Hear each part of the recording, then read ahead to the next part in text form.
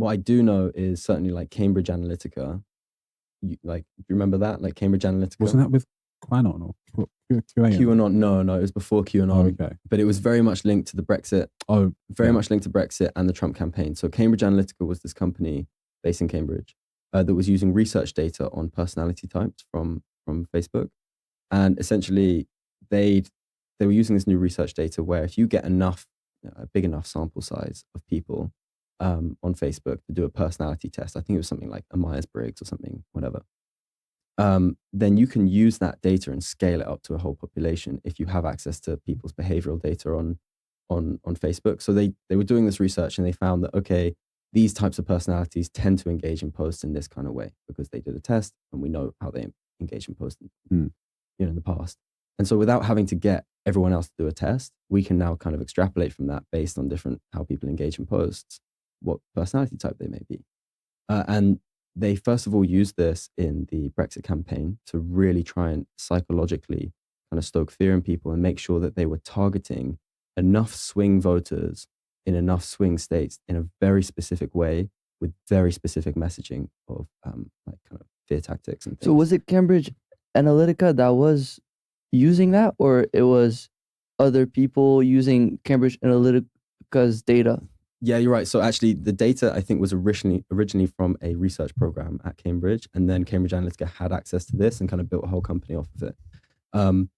They were, I think in all fairness to Facebook tried to stop them using the data and then they just carried on using it anyway. So there was clearly not much like oversight or anything like that.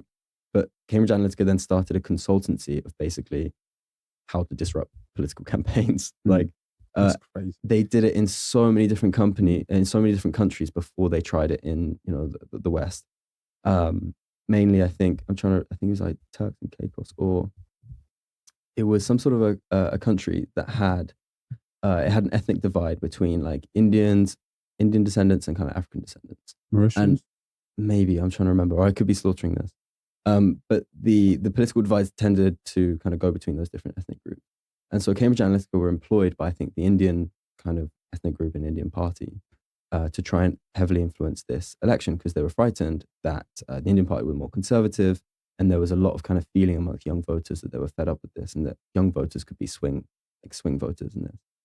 And so they devised this campaign, which was, I think they called it like Say So, which in the local language meant like don't vote. And they were kind of organize this kind of like rebellious teen spirit to not vote out of protest of like the options and things like that. And they heavily targeted these kids, but they did that knowing that the Indian families would just make their kids vote. Basically, they took this bet, and they were using all kinds of personality types to kind of inform this.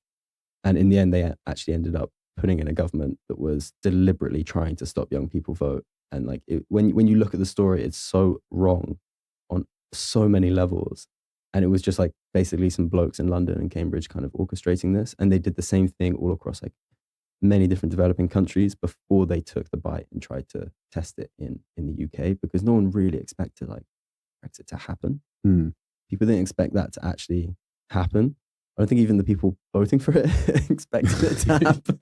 It was shocking. My friends, the morning when it was announced, we're like, leaving the EU. Everyone looked around at each other like, wow. Yeah, people were almost shocked, taken by surprise that this event had occurred. But how much of that do you think was because of Cambridge Analytica? Do you think, or is it hard to say? Man, it's so hard to say because we've since that time we've lived like 15 years of politics. If you were to ask me what my views on Donald Trump and a lot of things that he stood for in 2016, I'd probably have a way different opinion than I do now. I think a lot of people do. I think enough people have seen a lot of corruption to the same degree from Democrats now. That's why I think it's good that you gave two examples there, like the Hunter Biden example and how Cambridge Analytica was used in the Trump campaign, using kind of these strange tactics.